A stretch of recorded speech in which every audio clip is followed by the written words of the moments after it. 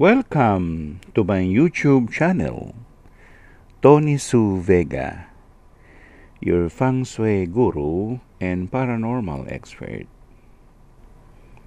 Horoscope Virgo, August 23 to September 22. Today is Sunday, August 27, 2023. Career. Lumabas sa barahan natin ang Queen of Cups para sa career.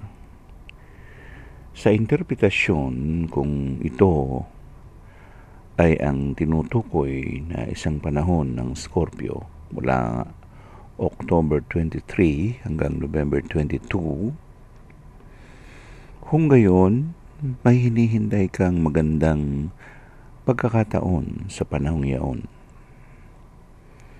At umasa ka na masisiyahan ang iyong kalooban pagdating lalo ng panahon na nabanggit. Love. Sa love aspect naman, nakuha natin ang 8 of Coins or 8 of Pentacles. Ang ibig sabihin nito ay mayroong pag-iingat. Sa interpretasyon, tinutukoy na iniingatan ninyong dalawa ang isa't isa, higit sa lahat na masaktan ang kalooban nila o ng iyong kapartner. So iniingatan mo yun na huwag kang makapanakit ng kalooban higit sa lahat ng iyong kapartner o ng iyong misis o ng iyong asawa. At yun ay tumutukoy din ng dalawang buwan o 8 linggo. Dahil na rin ang coins ay nagtutukoy nga ng linggo. Money and opportunities. Nakuha natin ang High Priestess. Ang ibig sabihin nito ay may isang babae na gumigiya o nagga-guide o may nagga-guide. Kung ang tinutukoy naman ay ang money opportunities, masasabi natin na ito ay ang panahon ng Pisces, February 20 to March 20 of next year.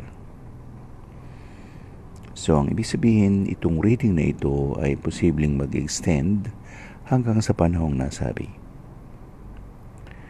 Ano bang ibig sabihin ng money and opportunities na ang nakuha ay ang High Priestess?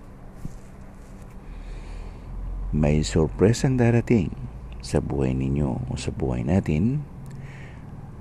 Hindi pa man kasi kung High Priestess maaring hanggang September 2, hanggang October 2. Sorpresa sa pananalapi, sorpresa sa mga oportunidad ng pagtatrabaho, ng pagkakalakal o pagninegosyo.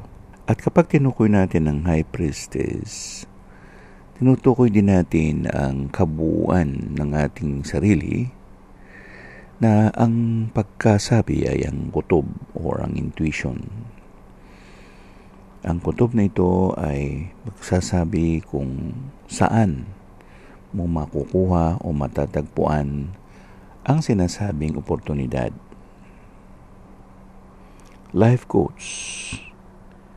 Sa life coach, nakita natin ang Knight of Swords. Kung Knight of Swords ay isang madaling pag-iisip.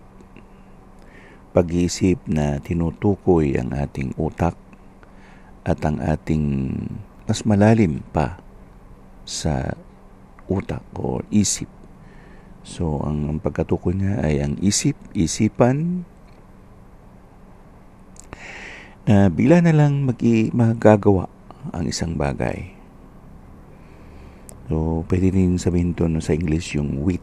WIT or mabilis na pagkilos. So, anong life coach natin? Ang life quotes natin for the day ay, ang isang bagay ay pinag-iisipan ng malalim, ng mataman o careful o mayroong carefulness or cautiousness. Ang isang bagay na pinag-isipan ng malalim ay mayroong resultang maganda. Kasi maaaring umiwas sa problema, maaaring umiwas sa kinakaharap sa buhay-buhay. O harapin ang buhay ng positibo ang isipan.